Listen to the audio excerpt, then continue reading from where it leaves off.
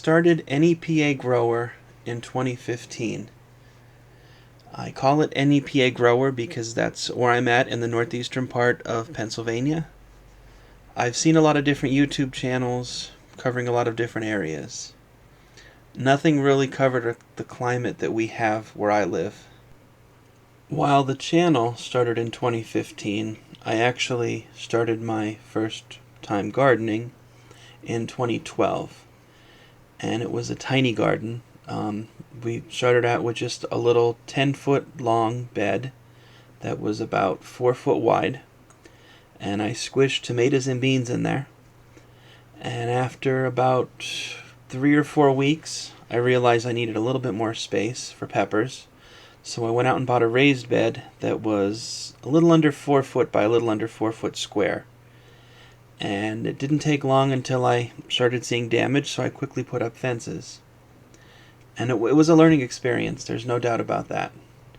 And I got pretty decent production, as well as a few unexpected guests, such as, I'm sure you're looking at the picture now, it's a very large praying mantis. I figured it had to be about 9 to 10 inches long. It was almost like a magical experience. After my awesome year of 2012 with the garden, I decided 2013 we were going to save a little bit of money by starting our own seeds. As you can probably see, I went a little overboard with the tomato seedlings. And I ended up having a lot of tomatoes. Some I gave away. A few of them I had room to plant. Unfortunately, some of them also I pretty much just let die because I had no place to put them or anyone to give them to. It was also the time I decided to expand what I wanted to grow. I put in a couple blueberry bushes. The first one I put in was a Chandler, as you can see in the picture. And I also put in this 3-tiered round strawberry bed, which was pretty nice. The idea behind it is that you can fit a ton of strawberries if you have a tiered system. The only problem I encountered was the top tier was hard to reach, so I put a maypole in and decided to try to grow pole beans up it. I had bad luck with the strawberries and the beans that year.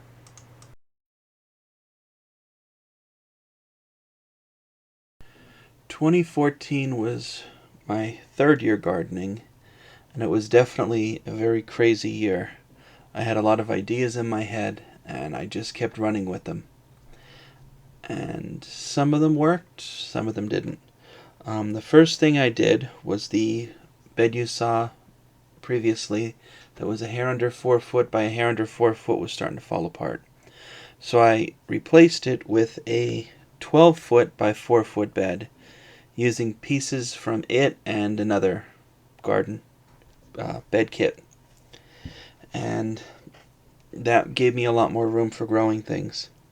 I also purchased a 5 foot by 5 foot bed that's divided into 4, and I was using that to grow garlic and onions. And also I put chives in. It was my first year with chives. They were given me by a friend, and they're still coming back. I decided it was a good year to start trying some more tomato varieties. Instead of just sticking with the standard beefsteak or large red cherry I was sticking with previously. So I tried a few new varieties, such as Brandywine. And again, I overplanted my tomato seeds. And I ended up having so many tomatoes I even started trying to get them to grow in containers. I did not have good luck with the tomatoes in containers. It was a good year, though, for fruits. I got my first blueberries from the plants I put in last year. When I bought them, they were about 2 years old, so I only got a couple. I think 2 or 3 of them ripened, and I got them, and they were tasty. The birds got a few of them, the bugs got a few others. I also started a few raspberry canes, and it wasn't long after the raspberry canes came up, pretty quickly, that I started seeing my first Japanese beetles around. And and they did a number on things. Not really much I did the first year to take care of them. I didn't quite know all the little tricks with neem oil and whatnot. Thankfully, I'm past that point. Also, I finally got a few strawberries from those plants I planted last year in that round beds that were tiered. And it was a decent harvest. Not a lot, but not a little. I also tried watermelons this year, and I had decent luck with them. The main bed I put the watermelons in was a new thing I started. It was about 13 feet wide and about 40 feet long. And the watermelons, I didn't get as many as I was hoping, but I did get a few, and they were pretty good.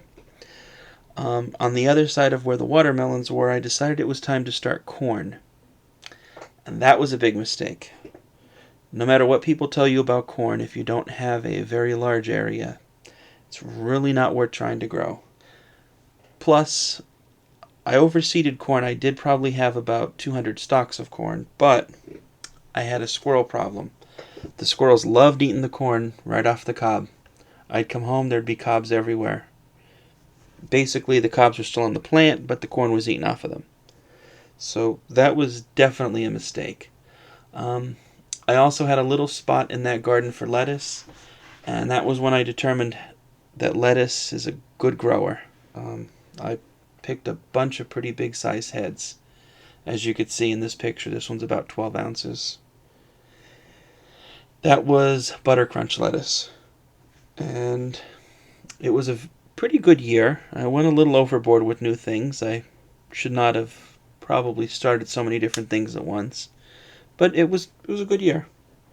And at the end of the year, the lettuce was getting to me, growing on me. It was very good. And winter was coming. So around the end of September, knowing the next frost was coming soon, I believe that year it came probably second week of October, maybe the first week of October. I didn't keep records back then.